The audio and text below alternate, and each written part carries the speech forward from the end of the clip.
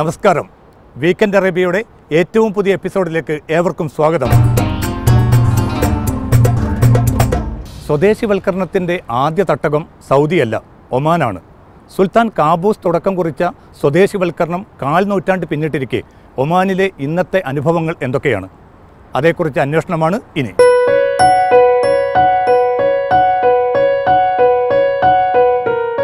ഗൾഫിൽ ഏറെ ഉയർന്ന സ്വദേശീയ അനുപാതമുള്ള രാജ്യമാണ് Oman.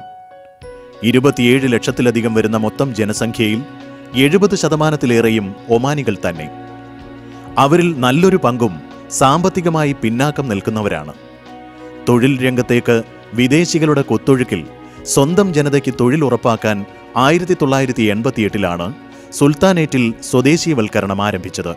Taxi, truck, heavy driving, gas cylinder വിതരണം, ജലവിതരണം, മത്സ്യബന്ധനം എന്നീ മേഖലകളിലാണ് ആദ്യം സ്വദേശിവൽക്കരണം കടന്നുവന്നത്.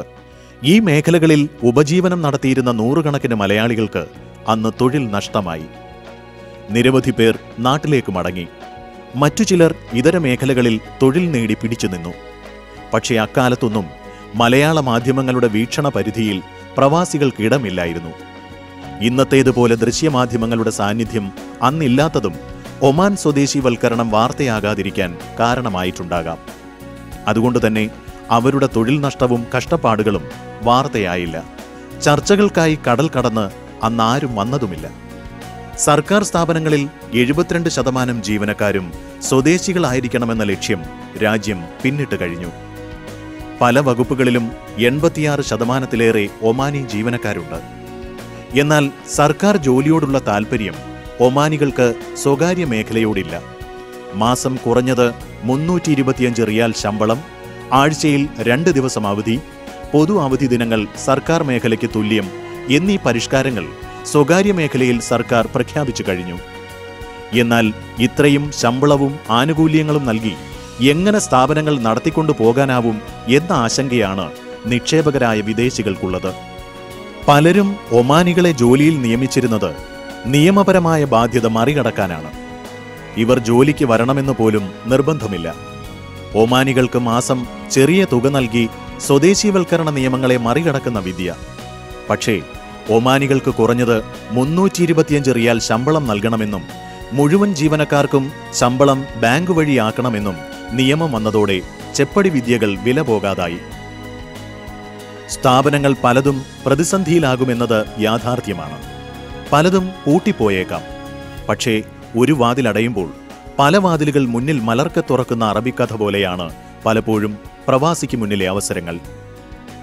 ഒമാനിൽ ഒരു കാലത്ത് ഗ്രോസറികൾ സ്വദേശിവൽക്കരിച്ചപ്പോൾ നിരവധി മലയാളികൾക്ക് സ്ഥാപനങ്ങൾ വിട്ടൊഴിയേണ്ടി വന്നു. ഗ്രോസറികൾ ഒമാനികൾ ഏറ്റെടുത്തു.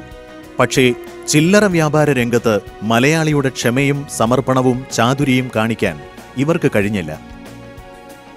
ഗ്രോസറികൾ പതിയെ അപ്രത്യക്ഷമാകാൻ തുടങ്ങി. പകരം സൂപ്പർ മാർക്കറ്റുകളും ഹൈപ്പർ മാർക്കറ്റുകളും തലപൊക്കി. ഒമാനിൽ വിജയം കണ്ട ഹൈപ്പർ മാർക്കറ്റ് ശൃംഖലകളിൽ ഭൂരിഭാഗവും ഇന്നും മലയാളികളുടേത് തന്നെയാണ്.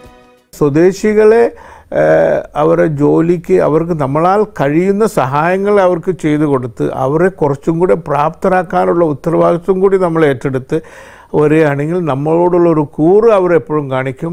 നമ്മൾക്ക് കൂടുതൽ ജോലി സാധ്യത ഉണ്ടാവും. സ്വദേശിവൽക്കരണത്തിന്റെ 25 വർഷം പിന്നിടുമ്പോഴും കഴിഞ്ഞ വർഷം മാത്രം സ്വകാര്യ മേഖലയിൽ പ്രവാസികളുടെ എണ്ണം 1.1% ഉയർന്നു എന്നാണ് കണക്ക്. പ്രവാസി ജനസംഖ്യ 1.33 ദശലക്ഷമായി ഉയരുകയും ചെയ്തു. നഷ്ടങ്ങൾക്കൊപ്പം അവസരങ്ങളും എവിടെയോ കുന്നുകൂടുന്നുണ്ടെന്ന ചുരുക്കം.